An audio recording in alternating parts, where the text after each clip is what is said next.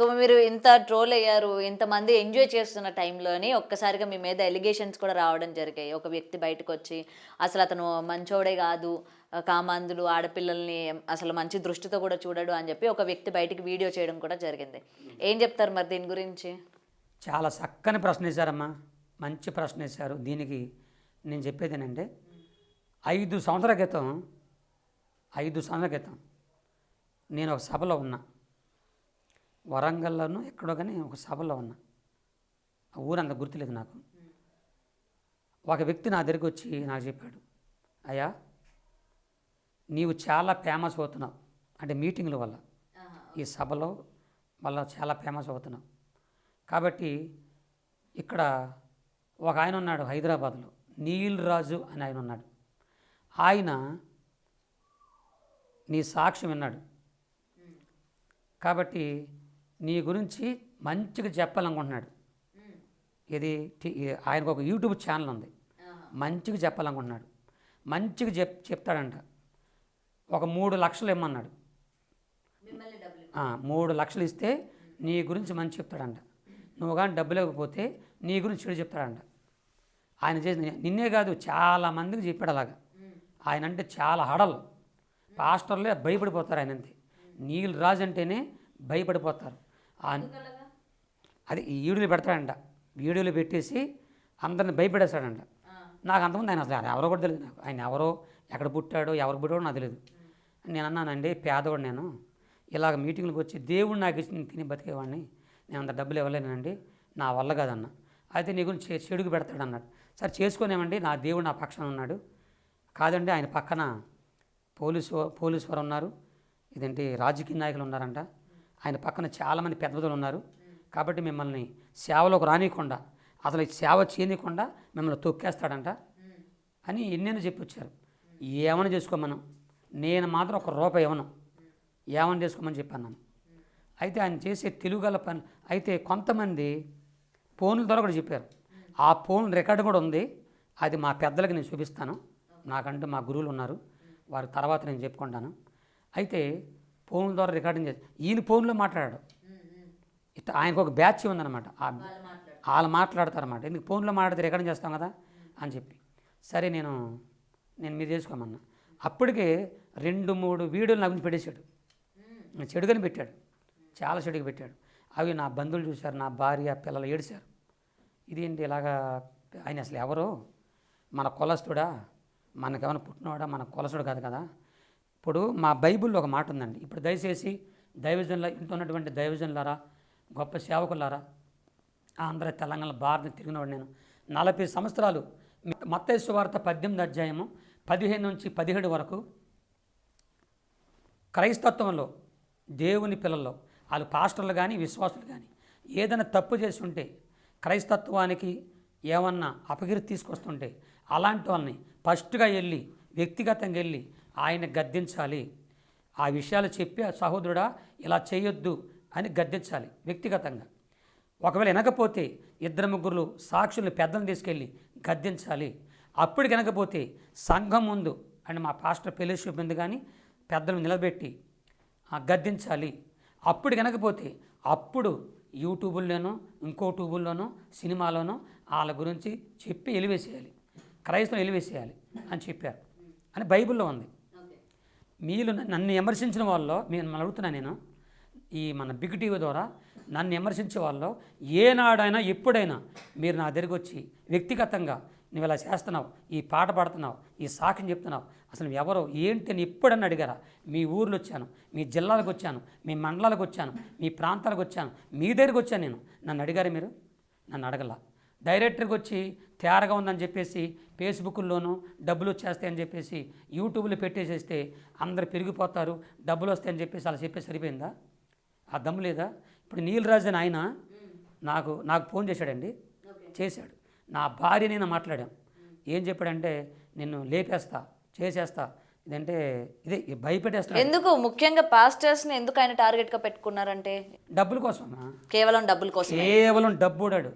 నాకు తెలుసు, నేను అనిపించాను, నేను చూశాను, మీకు ఆ ఏడు మొత్తం నా దగ్గర ఉన్నాయి.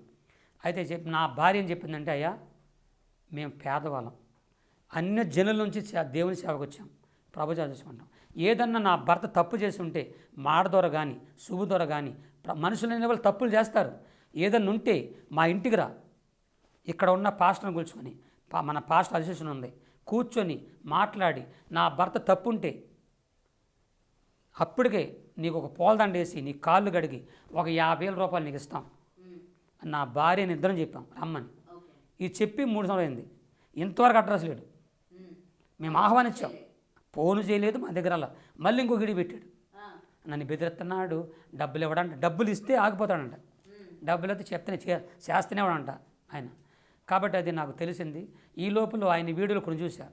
చాలామంది పాస్టర్లు, ఒకళ్ళు కాదు, పాస్టర్లనండి పాస్టర్లనండి మొత్తాన్ని అతను టార్గెటే పాస్టర్ని టార్గెట్ చేశాడు.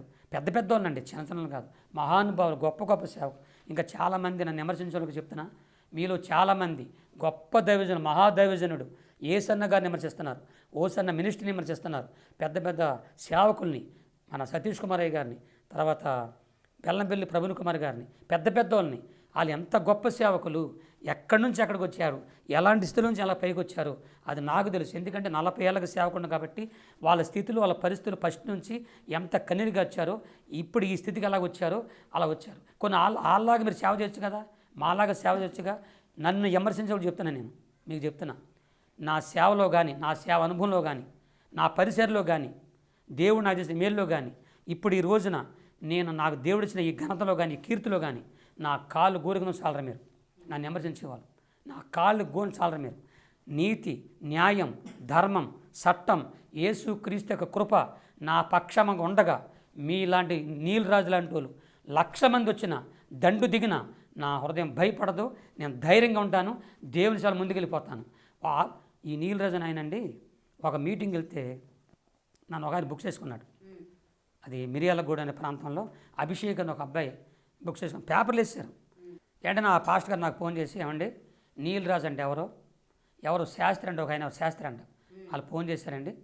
ఫోన్ చేసి ఆడు మంచోడు కాదండి, పిలవకండి, ఆడు కానీ వచ్చాడంటే మేము వచ్చి స్టేజ్ మీద అనుకుంటే చంపేస్తాం అని ఇలా అని చెప్పారంట. చెప్తే ఆయన నాకు అవన్నీ నా దగ్గర ఉన్నాయండి, మొత్తం ఉన్నాయి.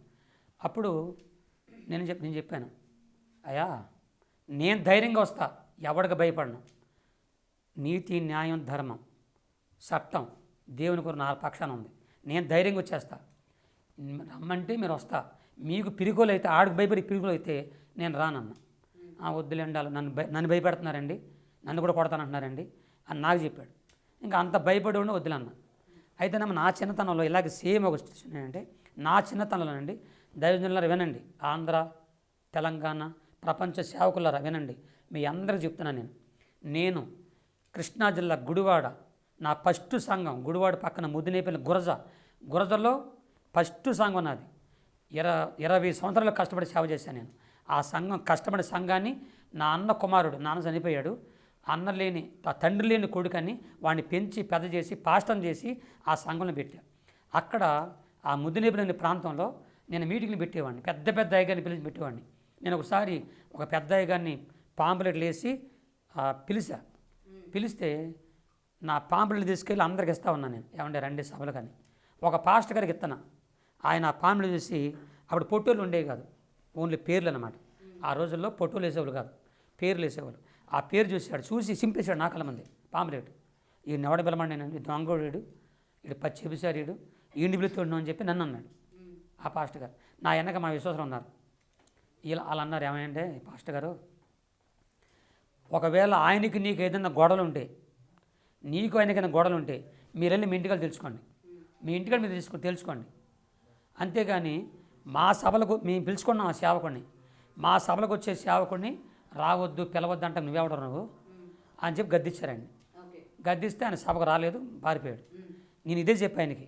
కాబట్టి నేను చెప్పేది ఏంటంటే, నేను చెప్పేది నేను సేవకులారా, 2025 జూన్ వరకు నేను బుక్ అయి ఉన్నా, నేను ఖాళీ లేదు.